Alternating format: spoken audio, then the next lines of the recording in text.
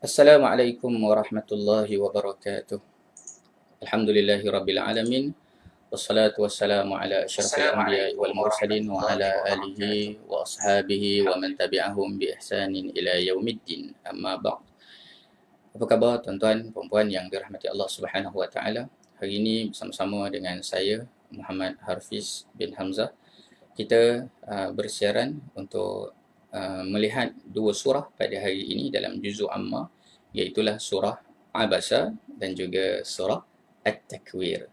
InsyaAllah kalian, saya harap kalian sudah bersedia dengan mushaf masing-masing, kerana pada hari ini saya mohon maaf tidak dapat nak tunjuk ayat Al-Quran di skrin itu. Namun kita boleh baca dahulu bersama-sama dua surah yang akan kita bincangkan tadabburnya secara ringkas pada hari ini, iaitulah surah Abasa dan juga surah At-Takwir. Mari kita baca bersama-sama bacaannya secara hadar. A'udzu billahi minasyaitonir rajim. Bismillahirrahmanirrahim. Abasa wa tawalla an ja'ahul a'ma wa ma yudrika la'allahu yazzakka aw yadhakkaru fatanfa'ahu adh-dhikra amma man istaghna فأنت له تصدى وما عليك ألا يزكى وأما من جاءك يسعى وهو يخشى فأنت عنه تلهى كلا إنها تذكرة فمن شاء ذكره في صحف مكرمة مرفوعة مطهرة بأيدي سفرة كرام بررة قتل الإنسان ما أكفره من أي شيء خلقه من نطفة خلقه فقدره ثم السبيل يسره ثم أماته فأقبره ثم إذا شاء أنشره كلا لما يقض ما أمره فلينظر الإنسان إلى طعامه أنا صببنا الماء صبا ثم شققنا الأرض شقا فأنبتنا فيها حبا وعنبا وقضبا وزيتونا ونخلا وحدائق غلبا وفاكهة وأبا متاعا لكم ولأنعامكم فإذا جاءت الصاخة يوم يفر المرء من أخيه وأمه وأبيه وصاحبته وبنيه لكل امرئ منهم يومئذ شأن يغنيه وجوه يومئذ مسفرة ضاحكة مستبشرة ووجوه يومئذ عليها غبرة ترهقها قترة أولئك هم الكفرة الفجرة. Kita lanjutkan pada surah yang berikutnya, iaitu surah At-Takwir. Bismillahirrahmanirrahim. Idza asy-syamsu kuwirat wa idza an-nujumu kadarat wa idza al-jibalu suyirat wa idza al-'isharu 'uttilat wa idza al-wuhushu hushirat wa idza al-biharu sujjirat wa idza an-nufusu zuwwijat wa idza al-maw'udatu su'ilat bi ayyi dhanbin qutilat wa idza as-suhufu nushirat wa idza as-samaa'u kushitat wa idza al-jahimu su'irat wa idza al-jannatu uzlifat alimat nafsum ma ahdarat fala uqsimu bil khunnas الجوار الكنس والليل إذا عسعس والصبح إذا تنفس إنه لقول رسول كريم ذي قوة عند ذي العرش مكين مطاع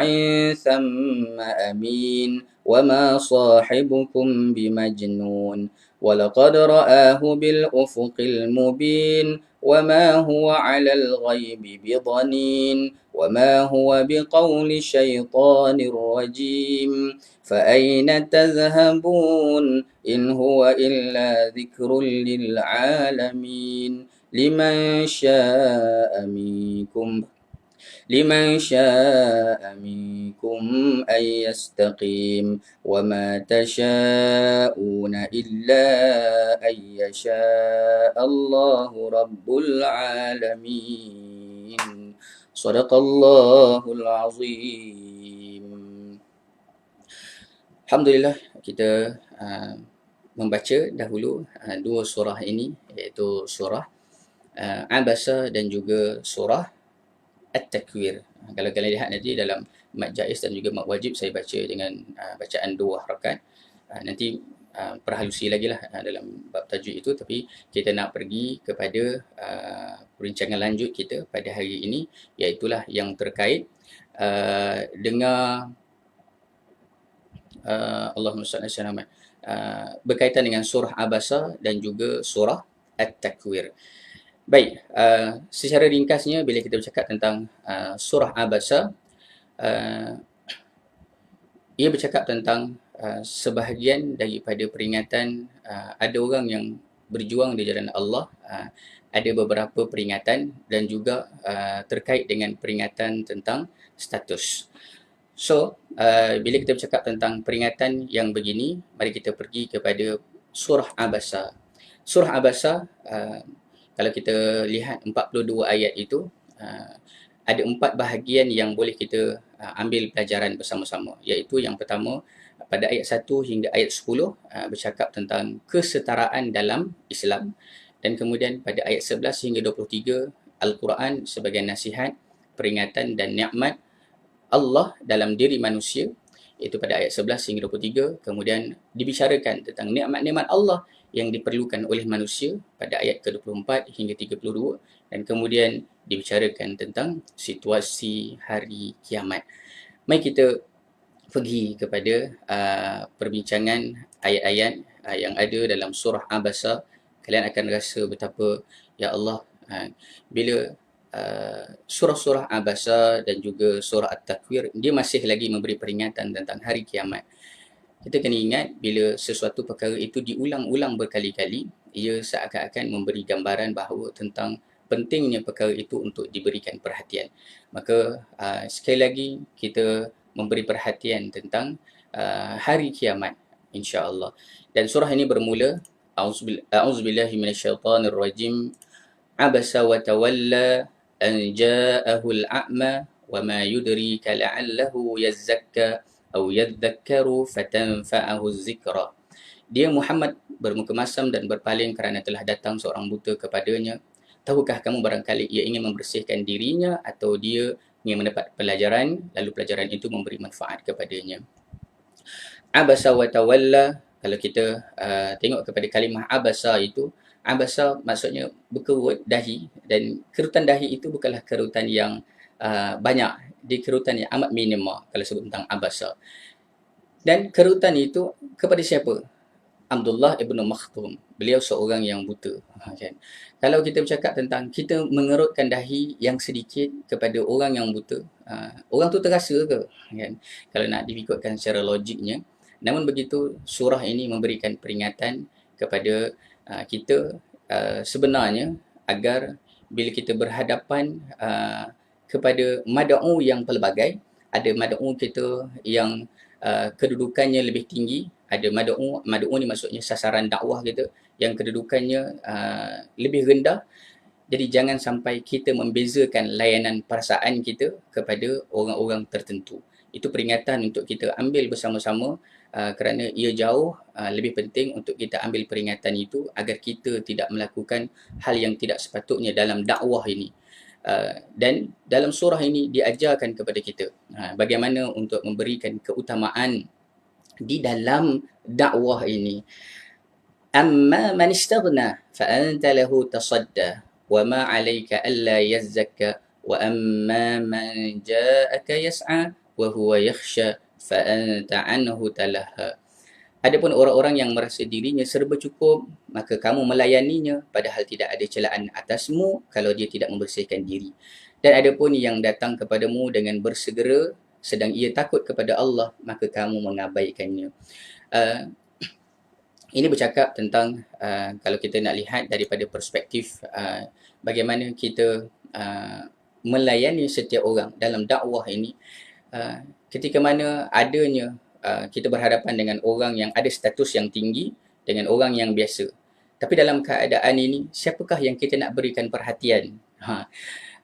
Bila kita bercakap tentang dakwah, salah satu perkara yang dia ajar kepada kita adalah beri perhatian kepada orang yang mahu mengambil peringatan dahulu.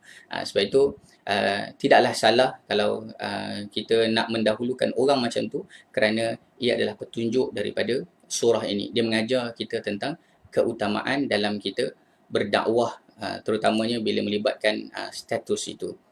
Dan kemudian surah ini disambung lagi, kita masuk blok yang kedua, ia terkait dengan Al-Quran sebagai nasihat, peringatan, dan ada nikmat-nikmat Allah di dalam diri manusia ini.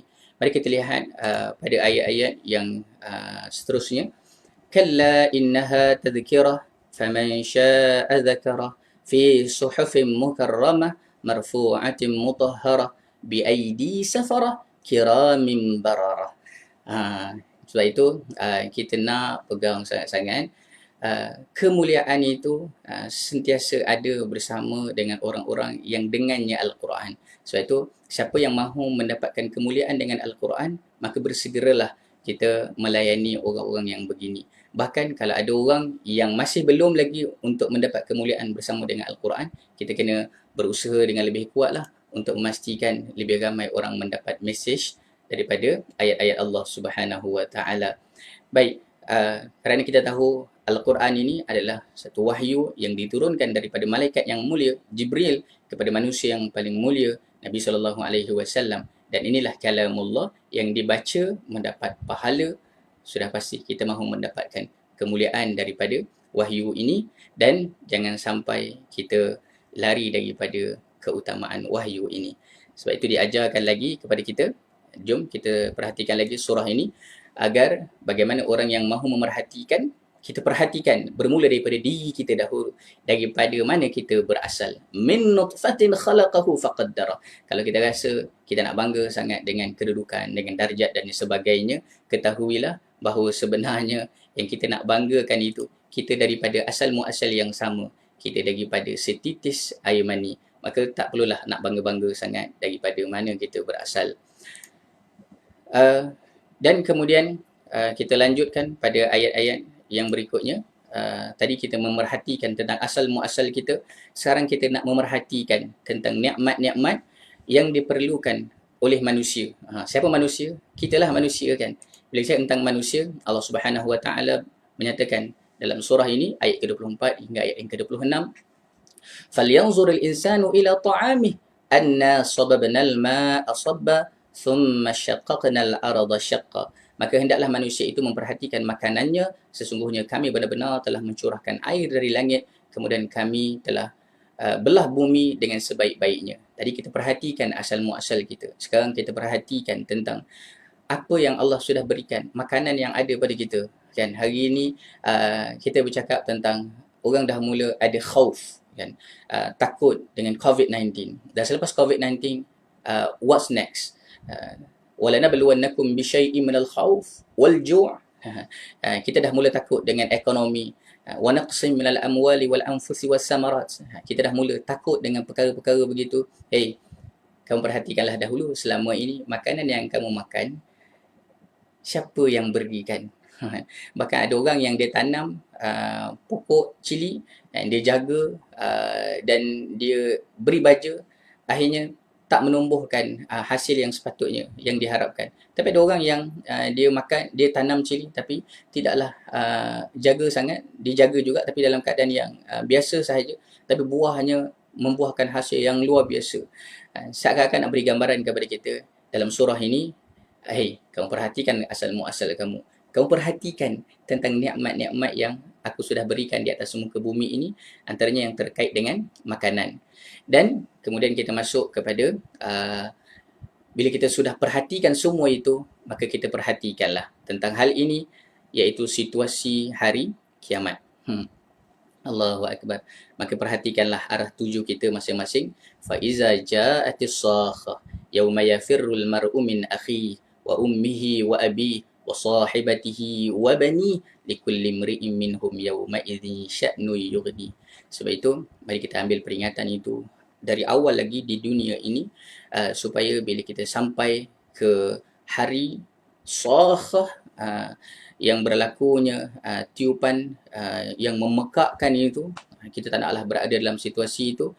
Daripada sekarang kita dah beri perhatian, ya Allah, jangan sampai saya menjadi orang yang mengabaikan Al-Quran, jangan saya jadi orang yang mengabaikan peringatan-peringatan yang ada di dalam Al-Quran ini. Dan menariknya, kalau kita beri perhatian, surah ini ditutup wujuhu yawma izim musfirah ضاحكة مستبشرة ووجوه يومئذ عليها غبرة ترهقها قترة أولئك هم الكفرة الفجرة. Di sana nanti ada orang yang dalam keadaan mukanya berseri-seri. Tidak ada beza darjat kita di dunia ini, melainkan di sana nanti kita semua akan diadili dengan perhitungan yang sama.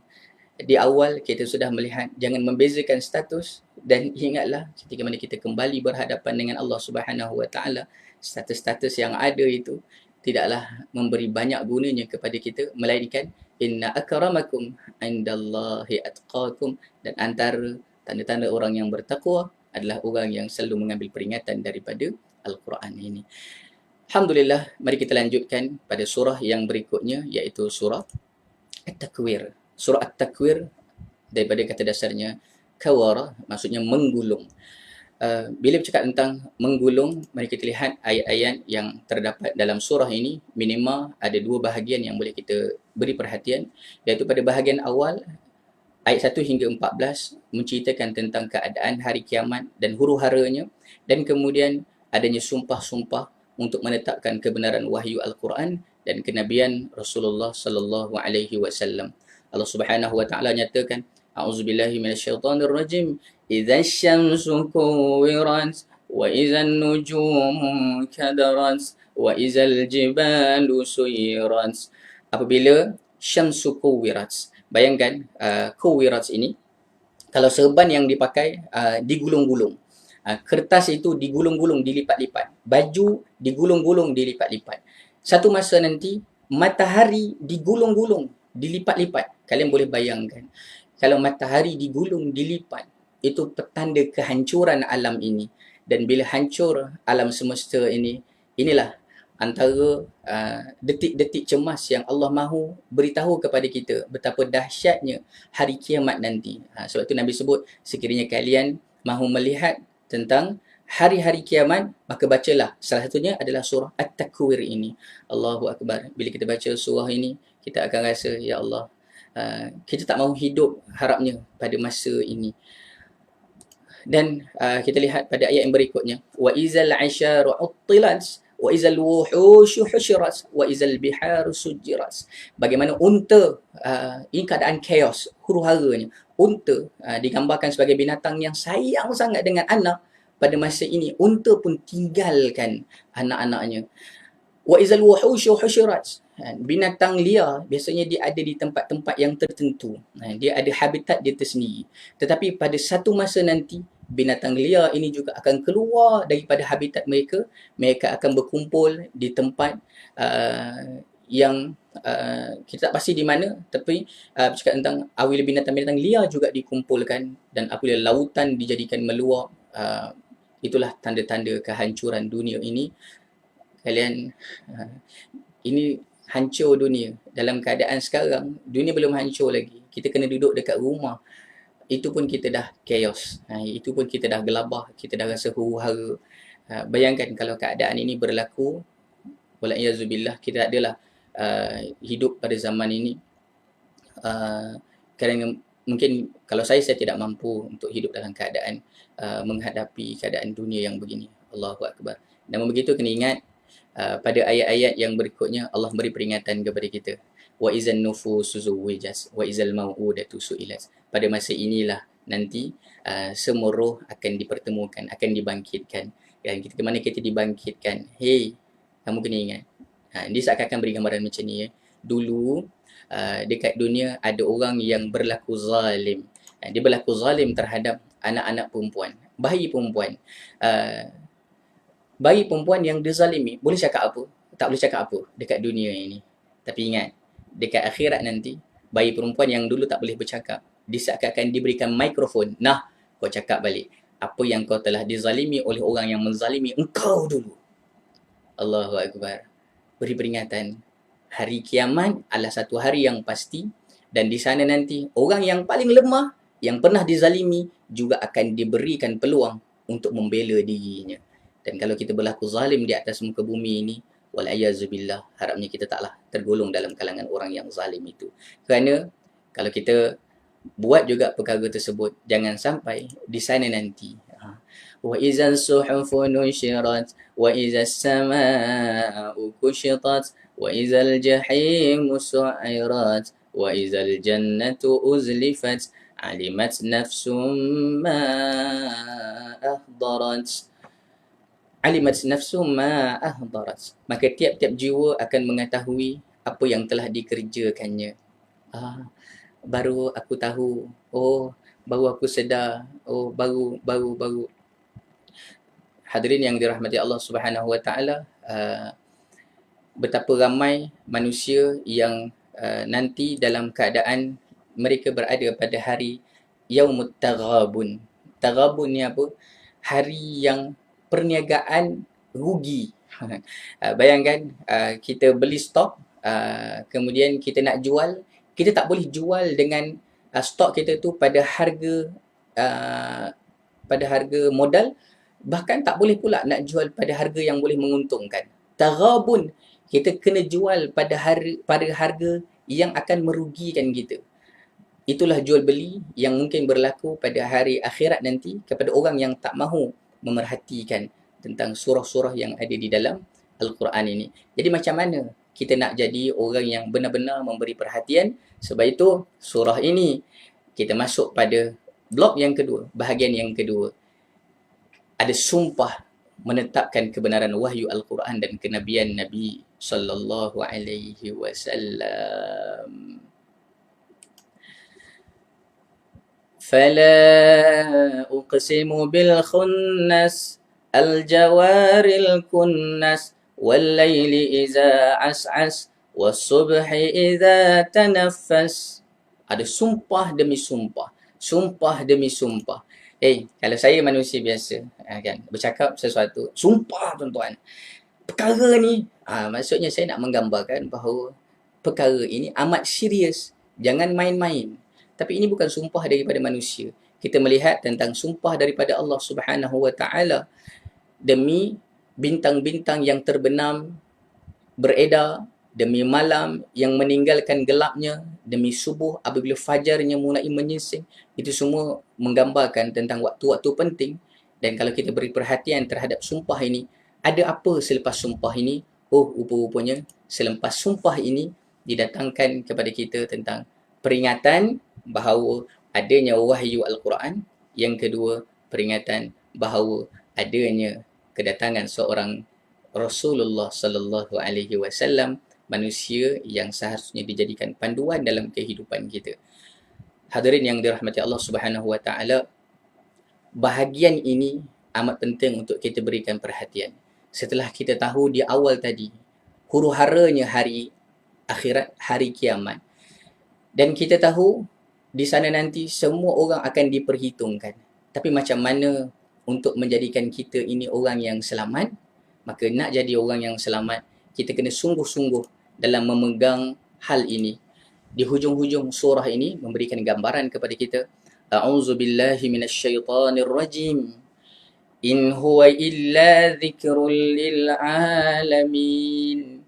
Liman syaa minkum ay yastaqim وَمَا تَشَاءُونَ إِلَّا أَن يَشَاءَ اللَّهُ رَبُّ الْعَالَمِينَ. Al-Quran itu tidak lain hanyalah peringatan bagi semesta alam, iaitu bagi siapa di antara kamu yang mahu menempuh jalan yang lurus. Ingat, Al-Quran ini adalah peringatan bagi siapa yang mahu menempuh jalan itu.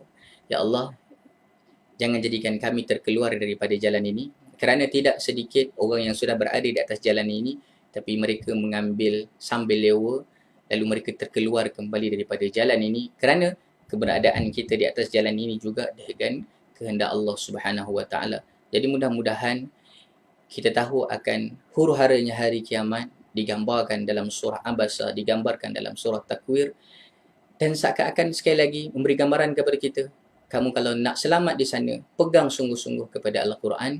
Kamu nak selamat di sana, pegang sungguh-sungguh sunnah. Kamu nak selamat di sana, jalankanlah dakwah, jalankanlah usaha yang mengajak manusia kepada mengenal Allah Subhanahu Wa Taala. Maka apakah resolusi yang dapat kita ambil daripada dua surah pada hari ini, iaitu surah Abasa? Ada 3 resolusi yang boleh kita berikan perhatian. Yang pertama, kita tidak membezakan antara miskin dan kaya dalam dakwah. Ini bukanlah bercakap tentang beza metodologi, itu bab lain. Tapi ini bercakap tentang layanan, perasaan. Siapa pun yang datang kepada kita, kita memberikan layanan dan perasaan yang sama. Itu yang pertama.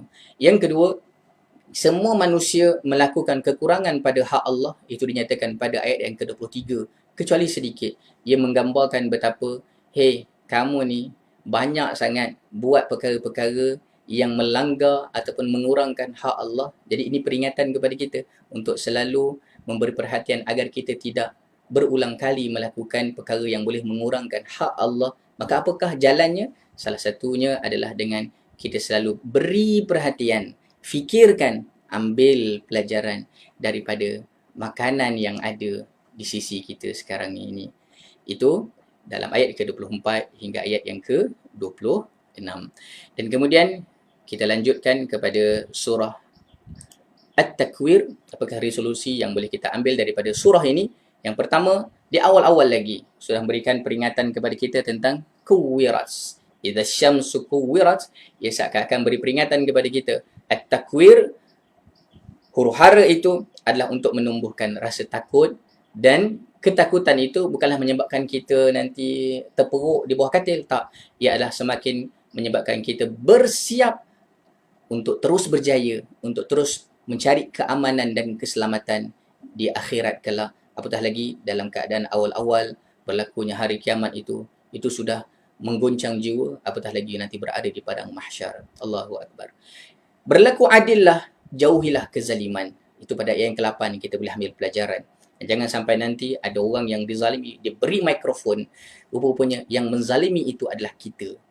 Dan yang terakhir, sentiasa takut dan mengharapkan taufik dari Allah, kerana bila-bila masa sahaja taufik, keadaan kita yang sudah bersama dengan Al-Quran ni, Allah boleh mencabutnya pada bila-bila masa dia berkehendak. Sebab itu takut dan haraplah, ya Allah, hidupkan kami dengan Al-Quran, matikan kami dengan Al-Quran. Kita mengharapkan sangat perkara ini dalam kehidupan kita, tuan-tuan yang dirahmati Allah Subhanahu Wa Taala. Jangan sampai kita keluar daripada jalan ini. Maka itu dahulu yang dapat kita bincangkan secara ringkas. Kalian jangan ke mana-mana.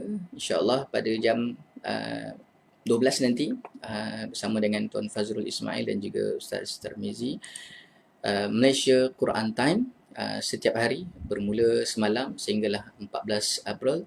Ini adalah lanjutan daripada fasa yang pertama. Ini sudah masuk fasa yang kedua. Jadi mudah-mudahan dengan kita selalu mengambil peringatan daripada ayat-ayat Allah Subhanahu Wa Taala, menjadikan hati kita semakin kuat untuk berpegang sungguh-sungguh. Jangan sampai kita terkeluar daripada jalan ini, dan mudah-mudahan tuan-tuan kita semua dapat dikumpulkan dalam syurga Allah Subhanahu Wa Taala kelak. Amin ya rabbal alamin. Assalamualaikum warahmatullahi wabarakatuh.